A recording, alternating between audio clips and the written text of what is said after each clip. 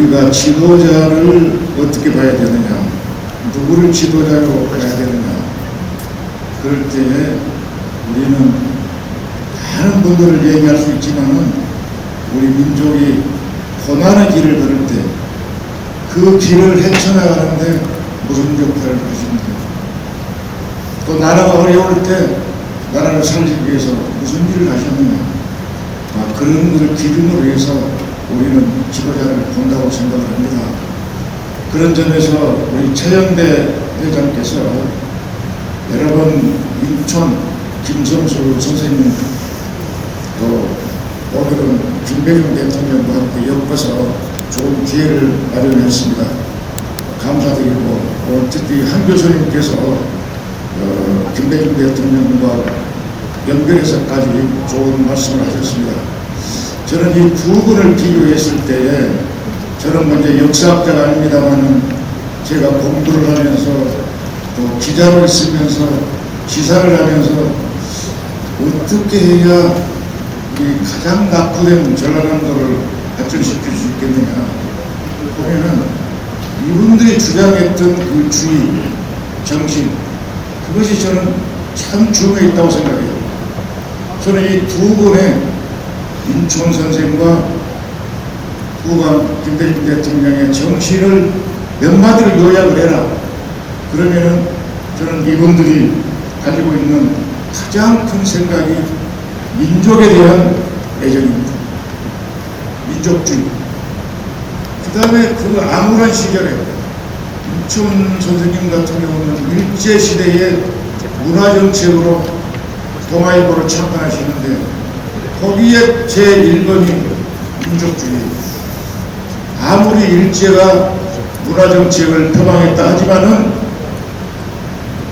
일제의 지배를 갖고 있는 나라에서 어떻게 민족주의를 얘기를 하겠어요? 맨 앞에 민족주의가 있습니다. 이분은 기업을 하시고 학교를 일구고 또 언론을 하시고 하는 이유가 보면은 이 도탄에 빠진 민족을 어떻든 살려내야 되겠다, 이런 정신이 대단히 강하지 않나 싶어요. 그 다음에 두 번째는 민주주의에 대한 아주 분명한 그런 자세를 갖고 계십니다. 김대중 대통령은 여러분이 잘 아시니까 말할 것 없이 인권과 민주주의를 위해서 그분은 평생 5번 죽을 고비를 넘기고 6번 감옥을 가셨습니다. 그러면서도 이 나라를 어떻게 살릴 거냐, 그럴 때 그 핵심을 민주주의라고 보셨습니다. 민주주의는 모든 사람들에게 똑같은 기회를 부여하고 또 성장할 수 있는 그런 기회를 줍니다. 제가 며칠 전에 저는 사실 굉장히 걱정을 했어요. 뭘 걱정이냐, 지난 토요일 날 광주에서 찬반 집회가 열립니다. 제가 여러 사람하고 통화도 했지만은 이 말하자면 광주에서의 탄핵 찬반 집회가 평화적으로 열려야 되는데 걱정하면서 봤는데 결국 뉴스가 평화적으로 해결된 아무 트러블이 없이 끝났습니다. 제가 그때 광주 시민들에게, 제가 아는 시민들에게 한 500여 명이 됐는데 그분들한테 제가 메시지를 보냈어요. 제가 참고로 그 앞에 얘기를 했지만 이것 때문에 이 메시지를 드립니다.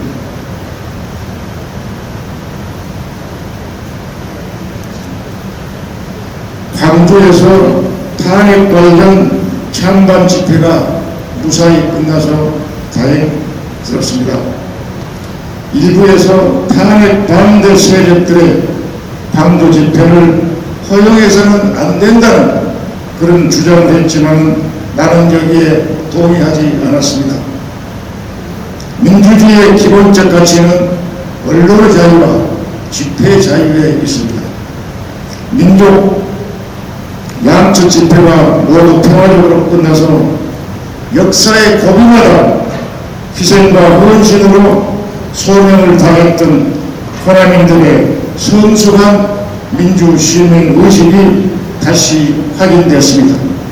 여러분도 동의하십니까?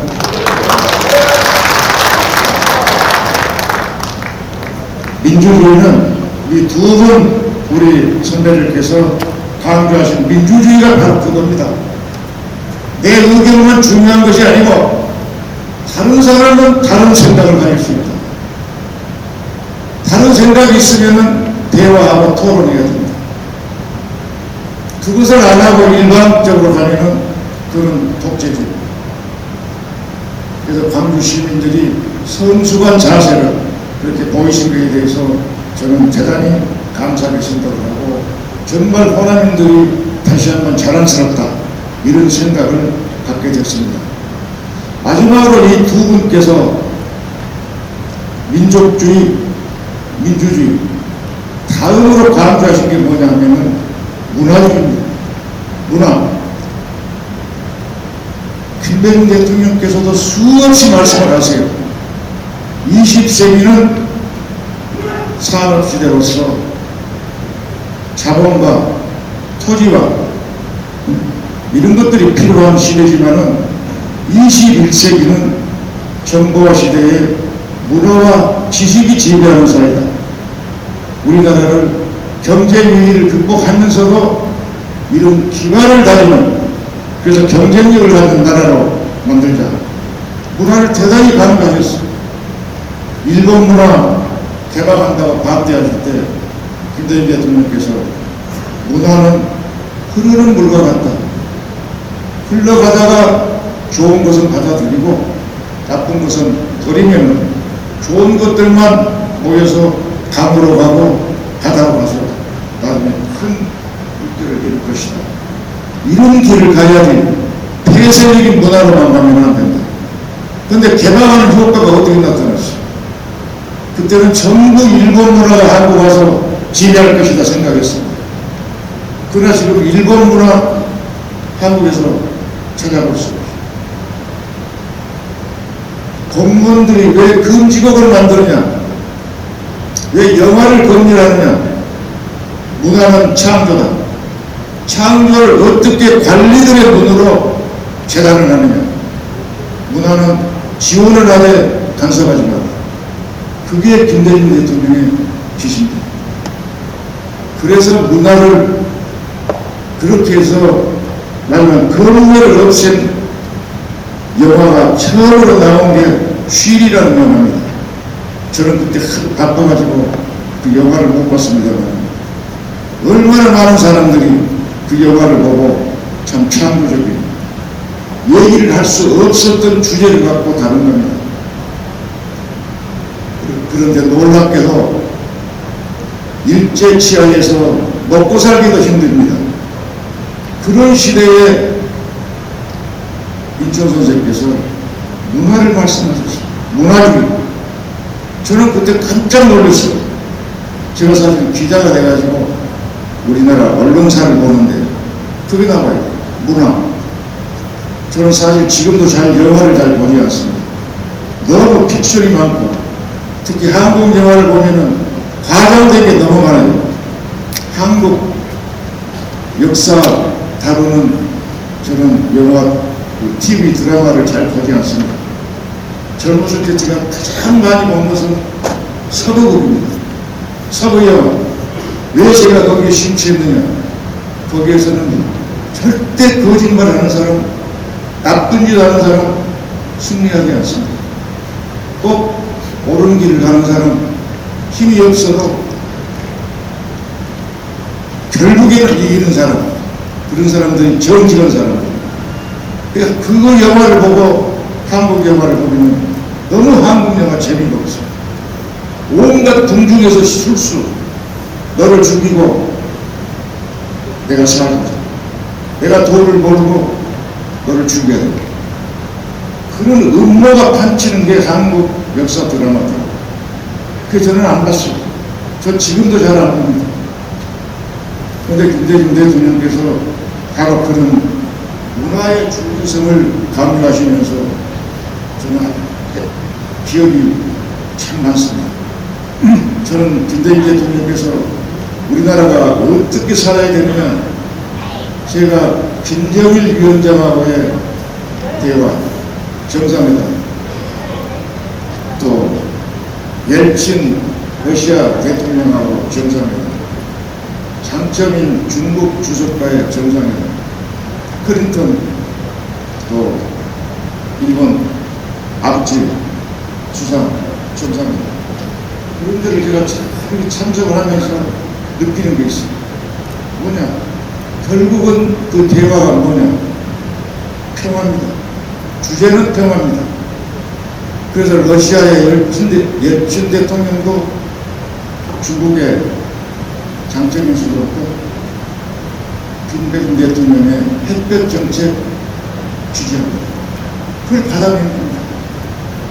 그래서 결국은 여러 목적이 있지만은 정상회담은 이루어졌고 남북간의 대화가 이루어진 겁니다. 거기에는 뭐가 있느냐? 금방 우리 윤 교수님께서 말씀하셨던 화해협력, 그 다음에 대화를 하는 평화, 어떻게 해서 평화를 유지할 것이냐, 이게 김대중 대통령의 사고입니다. 인천 선생님하고 김대중 대통령하고 같은 점 같이 추구하는 건 쭉 금방 윤 교수님께서 잘 설명을 하셨기 때문에 다시 한번 여러분이 저는 정말 다시 읽어봤으면 좋겠습니다. 근데 이 정신을 제가 종합을 해보면은 저는 젊었을 때부터 무슨 생각을 갖고 살았냐, 당신은 주인입니다. 도산 안창호 선생님의 말씀입니다. 저는 우연히 풍사단을 알게 돼가지고 도산 선생님 말씀을 제가 가슴에 두고 살았는데, 두 분 말씀을 종합해서 공통점이 뭐냐 하면은 그 세 가지, 민족주의, 민주주의, 문화주의, 이것이 있지만은 그것을 하려고 할 때의 자세는 바로 주인정신입니다. 저는 호남 우리 인들에게 정말 주인정신을 가졌으면 좋겠다, 이런 생각을 합니다. 호남을 보면은 지역적으로 저는 이렇게 지금 못 살게 된 그런 적이 없습니다. 인구는 계속 줄지요. 제가 지사를 하고 있을 때 1년에 호남, 우리 전남에서만 외부로 나가는 돈이 약 4조 정도 됩니다. 지금은 아마 그 어떨지 모르겠어요. 인구는 줄지요. 600만이었던 인구가 지금 470만이 됐더라고요. 호남 전체가, 광주, 전라남도. 제가 그래서 이것이 왜 이렇게 되는가, 내 나름대로 분석을 해보면, 여러분이 동의할지 모르겠지만은 우리나라는 정치가 여러 가지를 좌우합니다. 한번 생각해 보세요. 우리 호남 출신 대통령은 김대중 대통령 한 분 계십니다. 5년 하셨습니다. IMF하에서 5년을 하셨습니다. 그러나 김대중 대통령 앞에 4명의 대통령을 한번 거꾸로 세워봤습니다. 김영삼 대통령, 노태우 대통령, 전두환 대통령, 박정희 대통령. 61년 쿠데타부터 98년 2월 김대중 대통령 취임할 때까지 약 37년을 영남에서 대통령이 됐습니다. 누구 아무도 얘기 안 해요. 김대중 대통령 후에 또 보십시오. 노무현 대통령, 그 다음에 누굽니까? 이명박 대통령, 박근혜 대통령, 문재인 대통령, 이 네 분이 또 공교롭게 영남입니다. 20년 했습니다. 합치면은 얼마입니까? 57년이에요. 57년 중에서 박근혜 대통령 2년 탄핵을 못했기 때문에 빼면은 55년이에요. 영남에 55년, 호남에 5년. 그것이 경제적인 차이가 그냥 다른 문제 있다고만 보지 마세요. 저는 그것도 큰 이유 중에 하나라고 봅니다. 55년 대 5년, 나는 호남 분들이 이걸 좀 기억을 하시라, 이런 말씀을 드립니다. 두 번째는 두 분이 강조하셨던 후방 김대중 대통령과 인천 선생님이 강조하는 법에는 이 민족을 살리기 위해서 반드시 물상장려를 하라고 했습니다. 물상장려를 요즘으로 얘기하면은 사회가 바라는 겁니다. 장사꾼도 나와야 되고 기업하는 사람도 나와야 된다. 호남의 기업인들이 얼마나 있습니까? 최근 들어서 하는 산업이 있어요. 저는 지사하면서 혁신도시를 가져올 때 제가 한전하고 인터넷 진흥원 또 몇 가지 컴퓨터 관련을 알았습니다. 그래서 호남이 두 번 정신을 갖고 살기 위해서는 바로 호남에서도 정치력을 좀 가져야 되겠다, 이런 생각을 하셔야 되는 것이 첫째고, 두 번째는 기업하는 사람들이 많이 나와야 됩니다. 미래 세대는 엄청나게 많은 기회가 펼쳐져 있습니다. 제가 오늘 가지고 온 것 중에서 이걸 읽고 끝내겠습니다. 김대중 대통령께서 어느 날 많은 사람들과 좌담을 하십니다. 이게 그때 제 수첩입니다. 제가 오늘 찾아가지고 갖고 왔습니다. 임기가 3년 반에 남았을 때입니다. 내가 대통령으로 있는 3년 반 동안 반드시 해야 될 것이 4가지가 있다. 하나는 정치개혁과 인권 보장을 하는 대한민국 만들겠다. 두 번째는 새로운 경제 기반을 반드시 닦아야 되겠다. 이게 정보화 사회입니다. 인터넷 사회. 세 번째가 중산층이 두터운 서민이 안정된 그런 사회를 만들겠다. 네 번째가 남북 간의 전쟁 억제하고 평화롭게 공존하는 그런 사회를 만들겠다. 이 중에서 전남은 다 앞서갔습니다. 이제 정치력을 좀 복원하시고, 두 번째는 많은 기업들이 살아나도록, 그래서 나라 경제에 기여하고 우리 지역에도 도움이 되고, 그런 길을 호남인들이 달리도록 오늘 두 선지자들의 우리가 유를 받들어서 그런 노력을 함께 하기로 그렇게 다짐을 하는 시간이 됐으면 좋겠습니다. 여러분 감사하고 감사합니다.